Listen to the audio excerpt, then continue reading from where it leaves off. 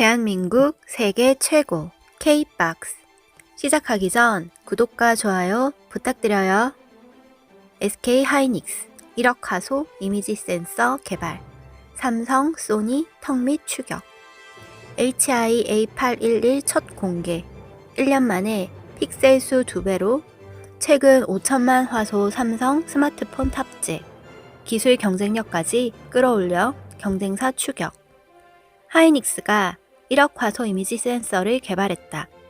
고화소 이미지 센서 출시에 속도를 올리면서 소니, 삼성전자 양강 구도를 흔드는 모습이다. 6일 SK 하이닉스는 서울 코엑스에서 열린 반도체 대전 2022 전시장에서 스마트폰용 1억 800만 화소 이미지 센서 HI A811을 선보였다. SK 하이닉스가 1억 화소 이상 이미지 센서를 대외적으로 공개한 것은 처음이다. 지난해 개발된 5천만 화소 제품보다 픽셀 수가 2배 이상 증가했다. 이미지 센서는 카메라에서 눈 역할을 하는 반도체다. 카메라 렌즈로 들어오는 빛을 디지털 신호로 전환하면 두뇌 역할을 하는 애플리케이션 프로세서가 연산해서 화면에 이미지를 띄우거나 정보를 저장한다. 이미지 센서 속 화소가 많을수록 보다 정밀한 이미지를 얻을 수 있다. 최근 스마트폰 외에도 모빌리티, 각종 가전기기에 카메라가 장착되면서 이미지 센서 시장도 크게 확대되는 추세다. 현재 세계 이미지 센서 시장은 소니와 삼성전자가 양강 구도를 형성하고 있다. 특히 삼성전자는 지난해 1억 화소, 올해 2억 화소 이미지 센서를 세계 최초로 출시하며 40% 점유율을 차지한 소니와 경쟁하고 있다. SK 하이닉스는 2020년 기준 세계 시장에서 2% 점유율로 7위를 차지하고 있다. 하지만 올해 초 글로벌 모바일 제조사 삼성전자의 스마트폰 A23 5G 후면 카메라에 5천만 화소 이미지 센서가 장착되는 등 시장 입지를 점차 높이는 추세다. 업계 관계자는 메모리 반도체 강자인 SK 하이닉스가 이미지 센서 분야에서도 기술, 생산 경쟁력을 빠르게 끌어올리며 경쟁사를 바짝 추격할 것으로 예상된다고 밝혔다. 테크다이브, SK 하이닉스가 메모리 한계 뛰어넘는 법. 강노정 한국반도체산업협회장 겸 SK 하이닉스 사장 기조연설. 지난 5일 서울 강남구 코엑스에서 반도체 대전 2022가 개막했습니다. 산업통상자원부가 주최하고 한국반도체산업협회가 주관하는 이 행사는 국내 최대 반도체 전시회로 꼽힙니다. 기록적인 성장세를 보이던 반도체 산업이 한풀 꺾였으나 경제 안보 핵심으로 떠오른 만큼 반도체 대전 2021을 향한 열기는 출퇴근길 쌀쌀함을 잊게 할 정도로 뜨거웠습니다. 지난 3월부터 협회장에 겸임 중인 SK 하이닉스 광노정 사장의 기조연설도 많은 관심을 받았는데요. 400여석 규모 코엑스 401에서 진행됐는데 자리가 없어 상당수 인원이 선체로 들었답니다. 이날 곽 사장은 메모리 기술의 한계를 넘어서라는 주제로 발표했습니다. 1994년 현대전자, SK 하이닉스 전신으로 입사해 약 30년 동안 하이닉스맨으로 살아온 내공을 그대로 보여줬습니다. 그에 따르면 2010년 스마트폰 시대의 개다, 2020년 5세대 이동통신 도입 및 클라우드 시장 성장 등으로 데이터 사용량이 빠르게 증가하고 있습니다. 이에 걸맞은 디램과 낸드 플래시 성능 개선이 요구되는데요. 현재 방식으로는 물리적인 제약이 불가피하다는 분석이 나옵니다. 삼성전자와 SK 하이닉스, 마이크론 등은 이를 극복하기 위해 새로운 혁신을 준비 중이죠. 현 시점에서 최신 디램은 10나노미터급 4세대인데요. 회로 간 선폭을 의미하는 것으로 삼성전자는 14.0나노미터, SK 하이닉스와 마이크론은 14.X 나노미터로 알려집니다. 차세대 제품으로 5세대, 6세대가 나올 예정인데 5세대는 12나노미터대, 6세대는 11나노미터대로 추정됩니다. 다음은 10나노미터대인 7세대일 텐데 5세대부터 7세대부터 디램 업계가 난항을 겪을 것으로 예상됩니다. 곽 사장은 7세대 디램 정도 되면 또 다른 벽이 생기게 된다.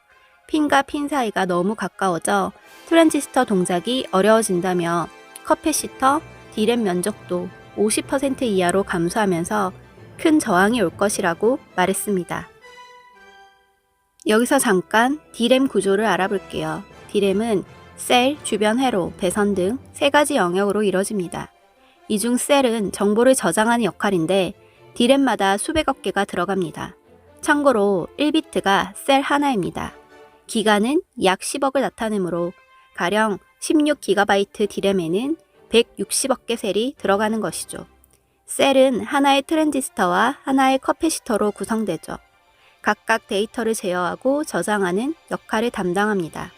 트랜지스터는 다시 스위치인 워드라인과 데이터가 흘러다니는 비트라인으로 이뤄집니다. 간단히 정리하면 한 쌍의 트랜지스터와 커패시터가 0 또는 1을 저장하고 빼내면서 동작하는 게 디램입니다. 초기 디램은 트랜지스터와 커패시터를 평면에 늘어놓은 형태였는데요.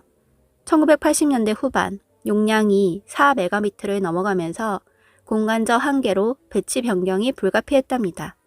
당시 회로와 저장소를 밑으로 파는 트렌치와 위로 올리는 스택 진영으로 나뉘었는데요. 결과적으로 삼성전자가 채택한 스택이 승리했고 이후부터는 셀 크기를 축소하거나 간격을 줄이는 방식으로 디램이 발전해왔는데 곽 사장이 언급한 대로 선폭 10나노미터대에 진입하면서 이마저도 어려워진 것이죠. 이 과정에서 메모리 제조사는 디램 공정에 극자외선 노광 기술을 도입하는 묘수를 둡니다. 극자외선 노광 기술은 기존 불화아르곤 대비 13에서 14배 짧은 파장을 통해 미세 패턴을 새길 수 있는 방식입니다. 얇은 붓을 쓰면 세밀한 그림을 그릴 수 있고 야구 방망이를 짧게 잡으면 정교한 타격이 가능해지는 것과 같은 원리죠. 삼성전자와 SK하이닉스는 4세대 디램부터 극자외선 노광 기술을 본격 활용 중인데 7세대 디램부터는 다른 방법이 필요할 것으로 보입니다.